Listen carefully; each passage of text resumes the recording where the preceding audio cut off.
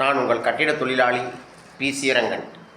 வள்ளலாரின் சத்திய வார்த்தை பற்றி நாம் பேசிக்கொண்டிருக்கின்றோம். நமது தெய்வம் அருட்பெருஞ்சோதி தெய்வம். நமது தெய்வத்தினுடைய புகழையும் பெருமையும் வள்ளல் பெருமான் 6ஆம் திருமுறையிலே கவிதையாக எழுதியுள்ளார். அந்த கவிதையை நாம் பார்த்து கொண்டிருக்கின்றோம்.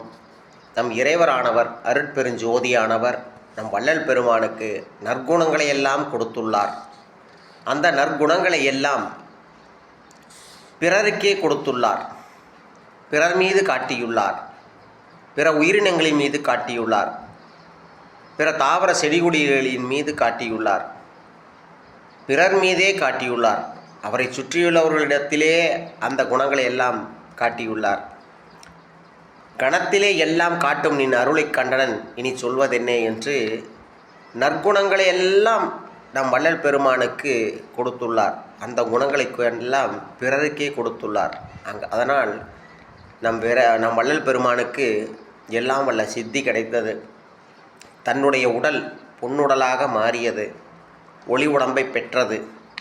இங்கனம் நம் வள்ளல் பெருமான் நற்குணத்தை, நல்ல குணத்தை, எது எது நற்குணங்களோ அதையெல்லாம் பிறர் மீது காட்டிய அன்பினால், பரிவினால், இரக்கத்தினால் தன்னுடைய உடம்பு வேதிவினை மாற்றம்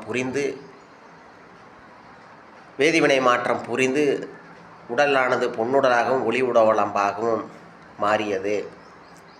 இந்த பிறர் மீது நாம் அன்பும் இரக்கம் காட்டும் பொழுது நம் உடலிலே நல்ல உஷ்ணங்கள் தோன்றுகிறது. கெட்ட குணங்களை காட்டும் பொழுது நம்மளுடைய உடலிலே கெட்ட உஷ்ணம், கெட்ட வெப்பமானது ஏற்படுகின்றது. நம் வள்ளல் பெருமான் கூட சொல்லியிருப்பார், காடு மலை குகை எல்லாம் சென்று நம் முனிவர்கள் சித்தர்கள் தவம் இருப்பார்களாம்.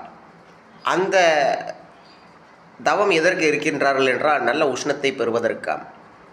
அந்த உஷ்ணத்தை காட்டிலும் நாம் பிறர் உயிர் மீது அன்பும் இரக்கும் பரிவும் காட்டும் பொழுது, நற்குணங்களை காட்டும் பொழுது பல கோடி மடங்கு நல்ல உஷ்ணம் ஏற்படுகிறது என்றும் நம் வள்ளல் பெருமான் பேருபதேசத்திலே சொல்லியிருப்பார். அதைத்தான் நீங்களும் கடைபிடிக்க வேண்டும்.